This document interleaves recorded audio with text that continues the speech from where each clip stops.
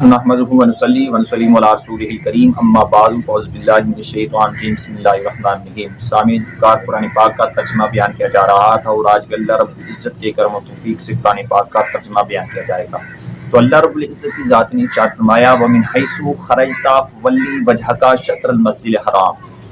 جہاں کہیں سے آپ نکلیں بس اپنے چہرے کو مسجد حرام کی طرف کر لیں۔ یعنی نبی پاک صلی اللہ علیہ وسلم کو فرمایا جا رہا ہے کہ جہیں کہیں سے بھی آپ نے سفر فرمانا ہے، جہیں کہیں بھی آپ موجود ہو تو اپنے چہرے مبارک کو مسجد حرام کی طرف کرنا ہے۔ خرجتا واحد مذکر حاضر کا صیغہ ہے، باب خرجہ یخرج تفعیل سے۔ وَإِنَّهُ لَلْحَقُّ مِن رَّبِّكَ وَمَا اللَّهُ بِغَافِلٍ عَمَّا تَعْمَلُونَ، اور بے شک یہی حق ہے تیرے رب کی طرف سے اور اللہ غافل نہیں ہے جو تم عمل کرتے ہو۔ وَمِنْ حَيْثُ خَرَجْتَ فَوَلِّ وَجْهَكَ شَطْرَ الْمَسْجِدِ الْحَرَامِ، اور جہاں کہیں سے آپ نکلیں پس کر لیں اپنے چہرے کو مسجد حرام کی طرف۔ وَحَيْثُ مَا كُنْتُمْ فَوَلُّوا وَجُوهَكُمْ شَطْرَهُ، اور جہیں کہیں ہو تم تو کر لو اپنے چہرے کو اس کی طرف، اس کی طرف یعنی مسجد حرام کی طرف، یعنی خانہ کعبہ کی طرف۔ لِأَلَّا يَكُونَ لِلنَّاسِ عَلَيْكُمْ حُجَّةٌ، تاکہ نہ رہے لوگوں کی تم پر کوئی حجت، یعنی آپ اپنے چہرے کو مسجد حرام کی طرف خانہ کعبہ کی طرف کر لیں گے تو لوگوں کی حجت، کوئی دلیل تم پر کوئی باقی نہیں رہے گی۔ إِلَّا الَّذِينَ ظَلَمُوا مِنْهُمْ فَلَا تَخْشَوْهُمْ وَاخْشَوْنِي، مگر جن لوگوں نے ظلم کیا ان میں سے، فَلَا تَخْشَوْهُمْ ان سے نہ ڈریں، وَاخْشَوْنِي اور مجھ سے ڈریں، یعنی جو لوگ ظالم ہیں، ظلم کرنے والے ہیں، ان سے ڈرنے کی کوئی ضرورت نہیں ہے۔ جس رب نے آپ کو دنیا میں نبی بنا کر بھیجا ہے، فرمایا اس کی طرف رجوع کریں، یعنی جس رب نے آپ کو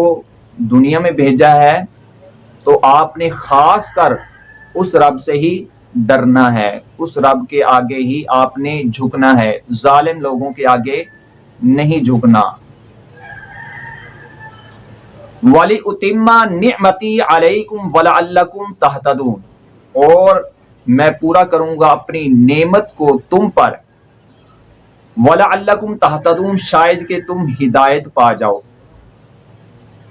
یعنی جب آپ اپنے رب سے ڈرو گے خاص کر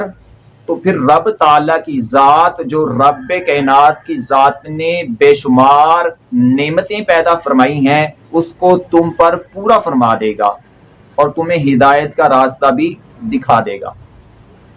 کما ارسلنا فیکم رسولا منکم یتلو علیکم آیاتنا،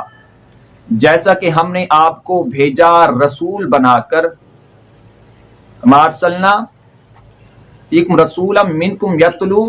علیکم آیاتنا، اور وہ تلاوت کرتے ہیں تم پر ہماری آیتیں، وَيُزَكِّيكُمْ وَيُعَلِّمُكُمُ الْكِتَابَ، اور پاک کرتے ہیں تم کو، وَيُعَلِّمُكُمُ الْكِتَابَ وَالْحِكْمَةَ، اور کتاب اور حکمت کی باتیں سکھاتے ہیں تم کو، وَيُعَلِّمُكُمْ مَا لَمْ تَكُونُوا تَعْلَمُونَ، اور سکھاتے ہیں تم کو جو تم نہیں جانتے تھے، یعنی رسول تم میں تشریف فرما ہوئے، اور ان کا کام کیا ہے؟ جو رب تعالیٰ کی ذات نے ان کی ڈیوٹی لگائی ہے، وہ اپنے رب کے حکم کے پابند ہیں، وہ تم کو کتاب اور حکمت کی باتیں سکھاتے ہیں، اور جو کتاب ان کو عطا فرمائی ہے وہ تم پر تلاوت کرتے ہیں، وہ تم کو پڑھ کر سناتے ہیں اور تمہارا تزکیہ نفس کرتے ہیں اور تمہیں پاک اور ستھرا کر دیتے ہیں، اور تم کو وہ باتیں بھی بتاتے ہیں جو تم نہیں جانتے تھے۔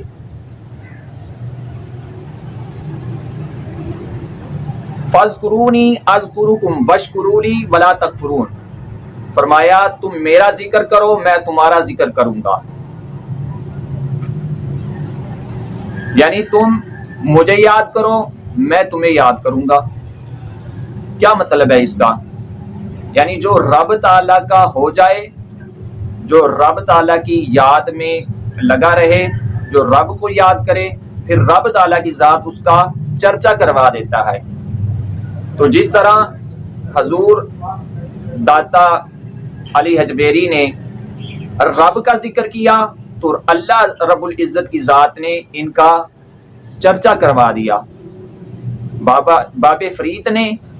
رب کا ذکر کیا تو رب تعالیٰ کی ذات نے ان کا چرچا کروا دیا۔ تو یہ مراد ہے،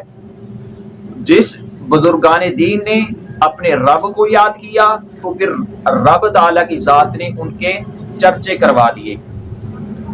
فاذکرونی اذکرکم واشکروا لی ولا تکفرون، اور تم نے میرا شکر ادا کرنا ہے، یعنی جو میں نے تم کو بے شمار نعمتیں عطا فرمائی ہیں، بجائے اس کے